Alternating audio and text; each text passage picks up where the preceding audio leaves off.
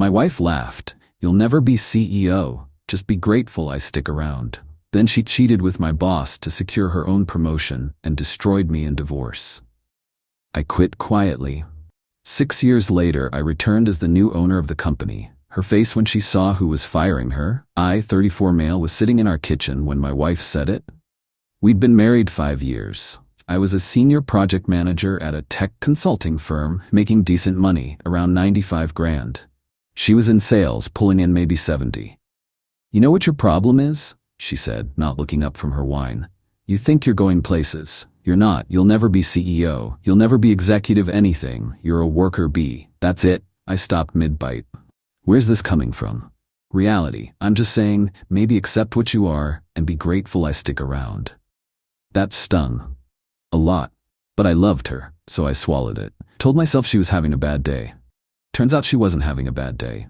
She was having an affair. Found out a few months later when she came home late for what felt like the 100th time. Her story kept changing. Client dinners, team drinks, late projects. I checked our phone bill online one night. Hundreds of texts to one number. My boss's number. My boss. The VP who kept passing me over for promotions, who'd been suddenly very friendly with my wife at company events. Confronted her that night. She didn't even try to deny it. "Yeah, I've been seeing him. So what?" "So what? You're cheating on me with my boss." She actually shrugged. "He's going somewhere. You're not. He's getting me promoted to regional sales director. What have you done for my career? This is about your career?" Everything's about career. Grow up. You want to stay a project manager forever? Fine, I don't. I filed for divorce the next day. She filed a countersuit with a lawyer her boyfriend probably paid for. Accused me of emotional abuse, controlling behavior, financial manipulation. Complete lies. But in court, man's always the bad guy, until proven otherwise. The settlement was brutal.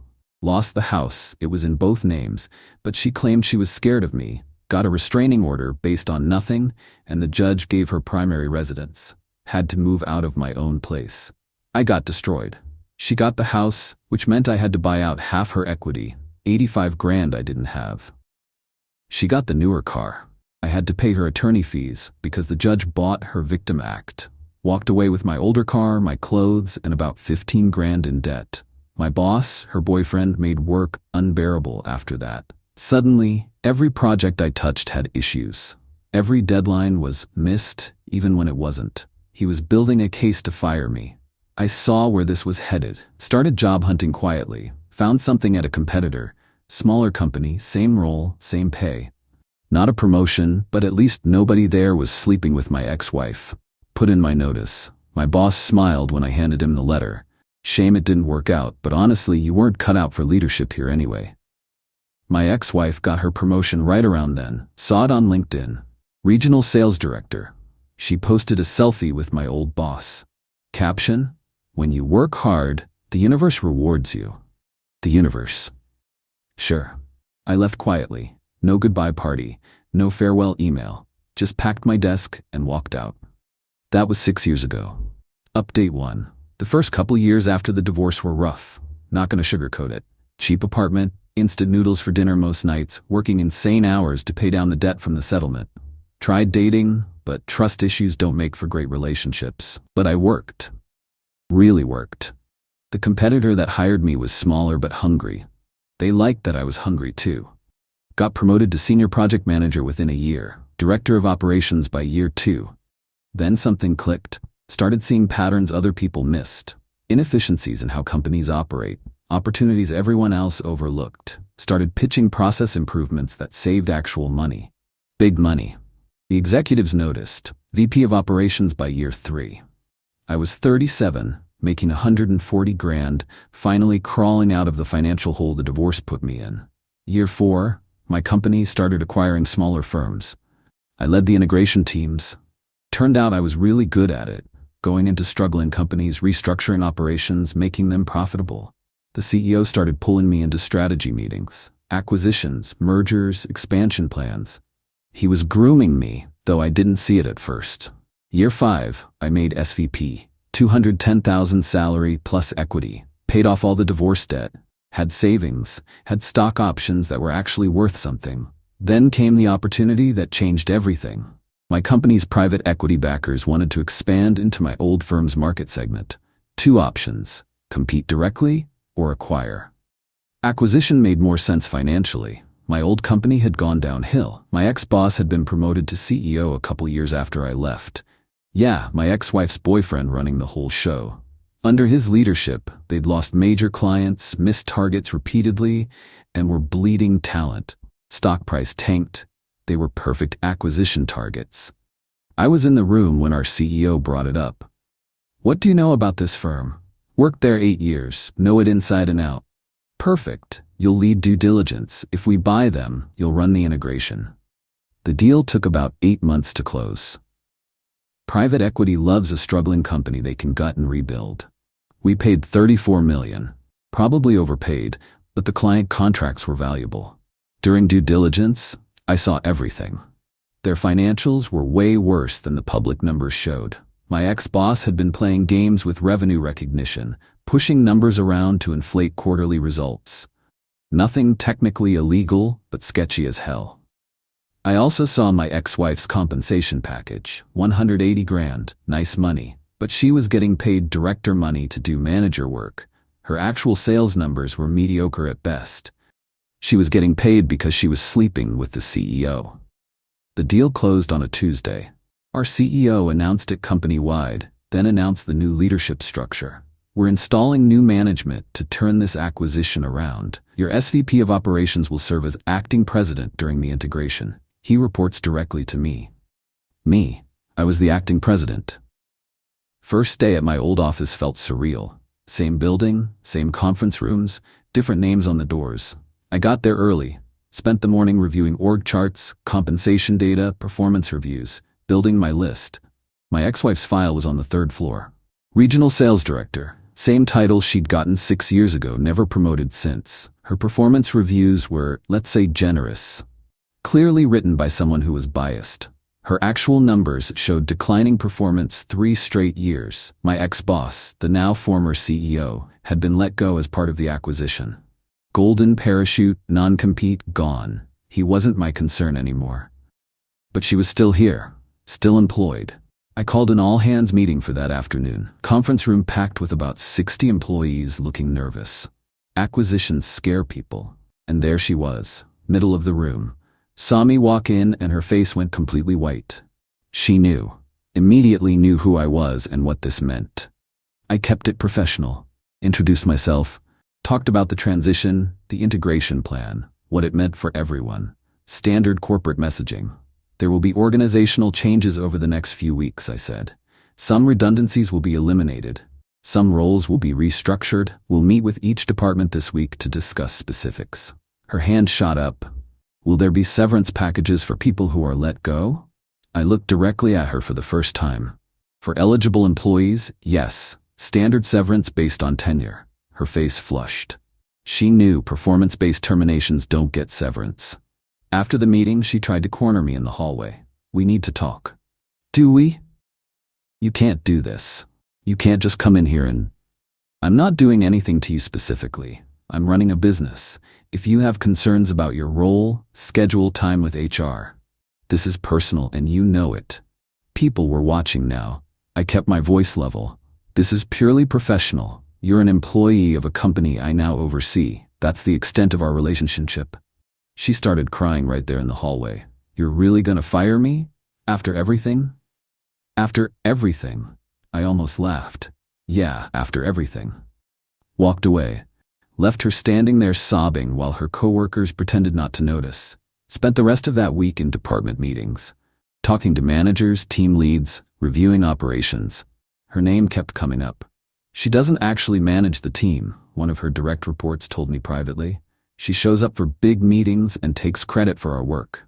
We do everything." How'd she keep her role this long? The employee looked uncomfortable. Previous CEO protected her. Understood. By the end of the week, I had my termination list. 18 people. Redundant positions, consistent poor performers, people who'd mentally checked out years ago.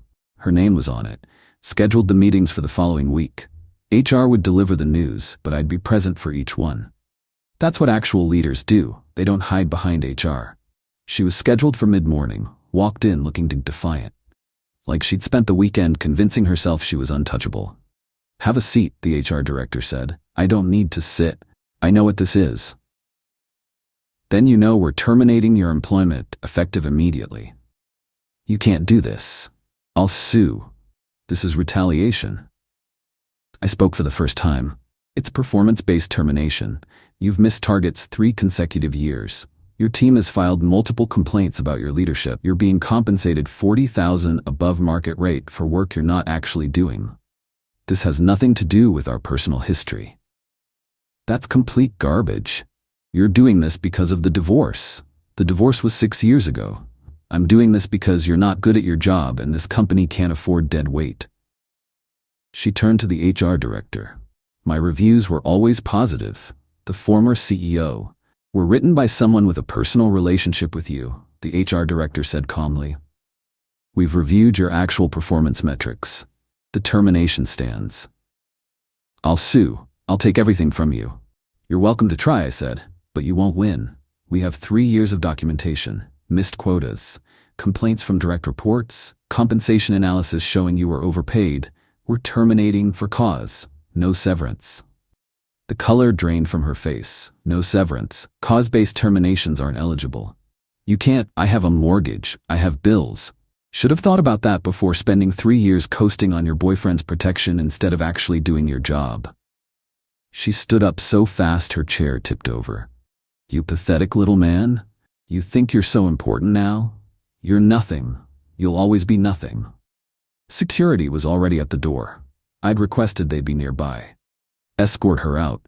She has 15 minutes to collect personal items, nothing else." She screamed the entire way down the hall. This called me every name you can imagine. Her former coworkers just stared in silence. I went back to my office, sat down, and felt nothing. Not satisfaction, not vindication, just empty. She destroyed me 6 years ago because I wasn't climbing fast enough and she wanted to ride someone else's coattails to success. Now she was unemployed and I was running the company. Life's funny that way. Update 2. The weeks after I fired her were messy. Word spread fast about my connection to the former CEO and my ex-wife. Office gossip was brutal. Some people thought I was justified. Others thought it was petty revenge. Didn't care what they thought. Had a company to fix. My ex-wife didn't go quietly though. Of course not. About 2 weeks later, got a letter from her attorney. Wrongful termination, hostile work environment, retaliation, all the standard stuff. They wanted her job back plus damages. Our legal team literally laughed when they read it. "She has no case," our attorney told me. "We have years of documented performance issues. Multiple complaints from subordinates about her leadership. Compensation data showing she was significantly overpaid for her output. She's suing because she's angry, not because she has legal standing." What should I do? Nothing. We'll respond through proper channels. This'll die in discovery when she realizes she can't afford to litigate against a corporation with actual resources. They were right. Her attorney withdrew the suit within a month. Probably figured out she couldn't pay their retainer once unemployment ran out. But she tried other approaches. Started reaching out to my former coworkers. People I'd worked with years ago, trying to build some narrative that I was vindictive and unstable. That the company was in danger under my leadership.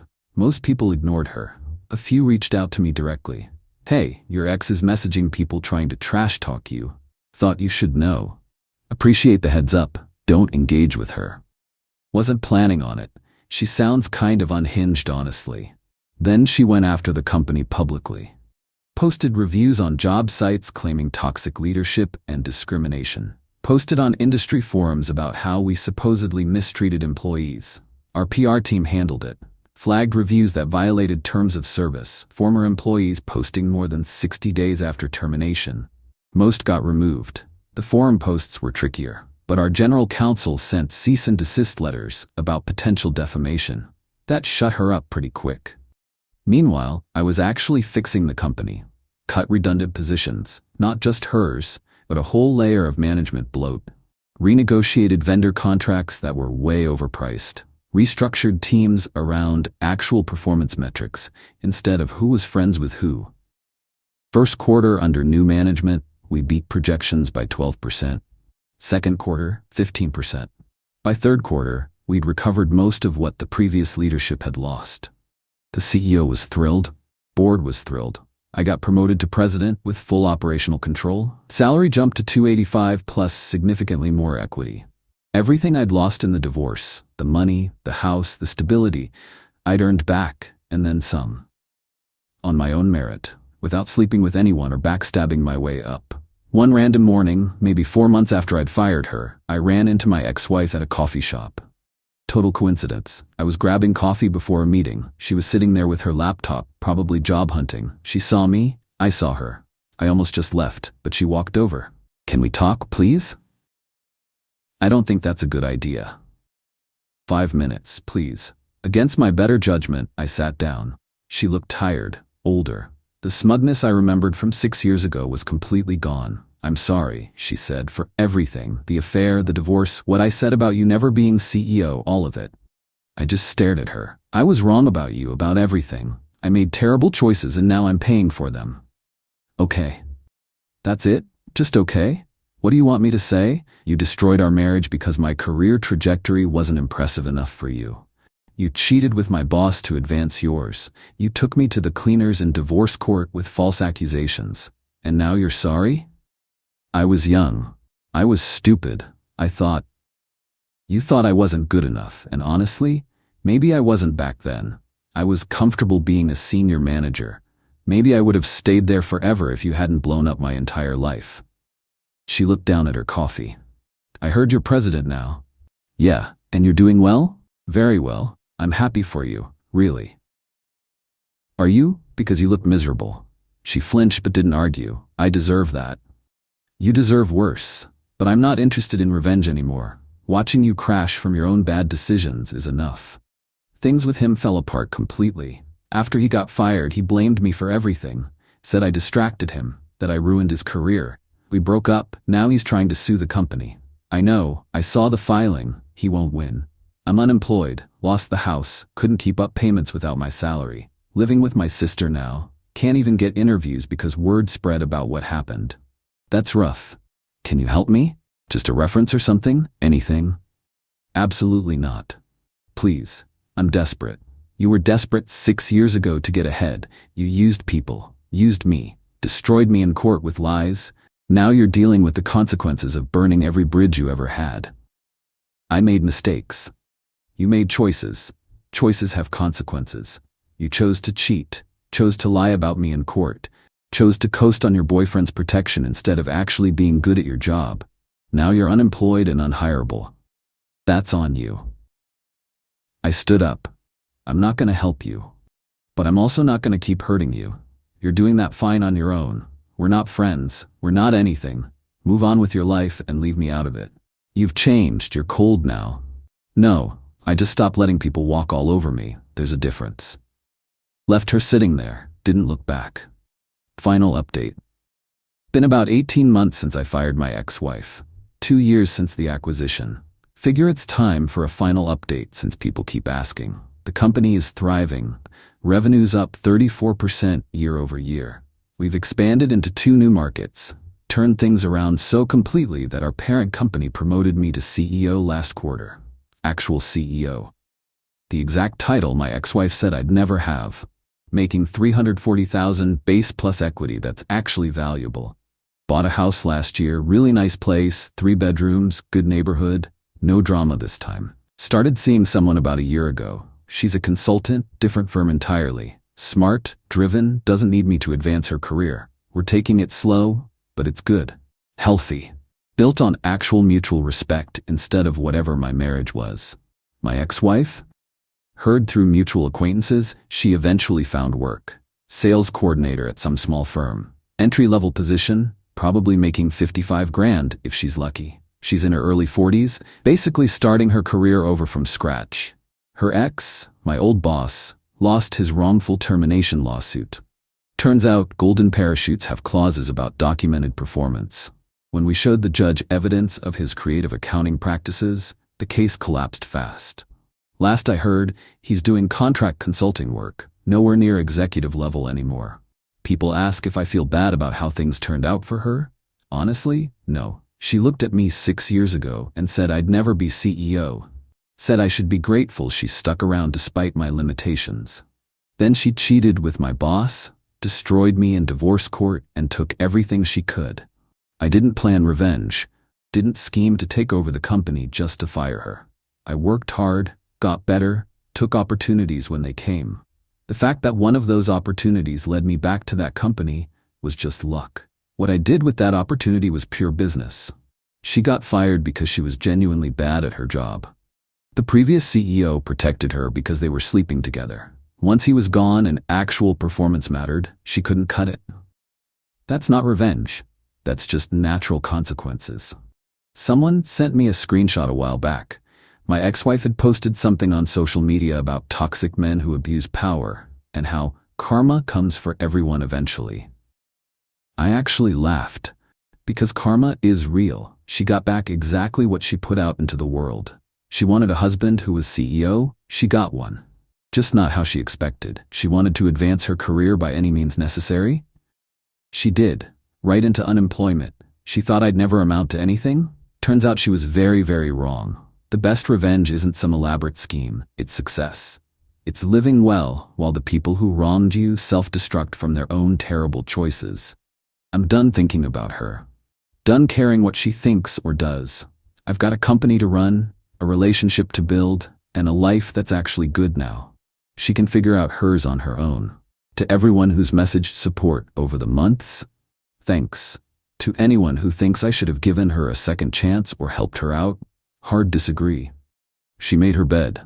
She can lie in it. Some people think holding others accountable makes you vindictive. I think letting people face natural consequences just makes you sane. She destroyed my life because I wasn't climbing the ladder fast enough for her taste. I rebuilt it completely on my own terms. Now I'm at the top, and she's starting over at the bottom. That's not revenge. That's just life being fair for once.